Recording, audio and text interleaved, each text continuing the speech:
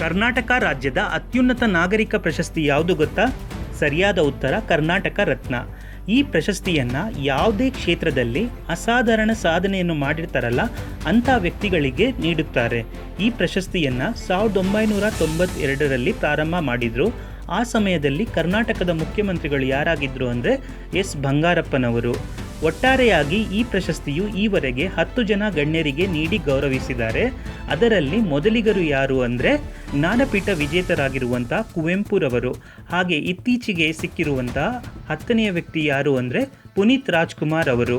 ಈ ಪ್ರಶಸ್ತಿಯು ಏನೇನನ್ನು ಒಳಗೊಂಡಿರುತ್ತೆ ಅಂದರೆ 50 ಗ್ರಾಂ ತೂಕದ ಚಿನ್ನದ ಪದಕ, ಸನ್ಮಾನ ಪತ್ರ, ನೆನಪಿನ ಕಾಣಿಕೆ ಹಾಗೂ ಶಾಲನ್ನು ಹೊದಿಸಿ ಗೌರವಿಸ್ತಾರೆ.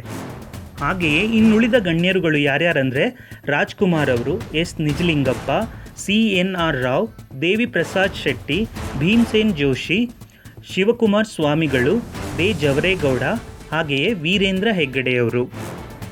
ಈ ಪ್ರಶಸ್ತಿಯು ಮರಣೋತ್ತರವಾಗಿ ಇದೇ ಮೊದಲ ಬಾರಿಗೆ ಸಿಕ್ಕಿದ್ದು, ಅದು ಪುನೀತ್ ರಾಜ್ಕುಮಾರ್ ಅವರಿಗೆ. ಈ ವಿಡಿಯೋ ಇಷ್ಟ ಆಗಿದ್ದರೆ ಈ ಚಾನಲನ್ನು ಸಬ್ಸ್ಕ್ರೈಬ್ ಮಾಡಿ. Thank you.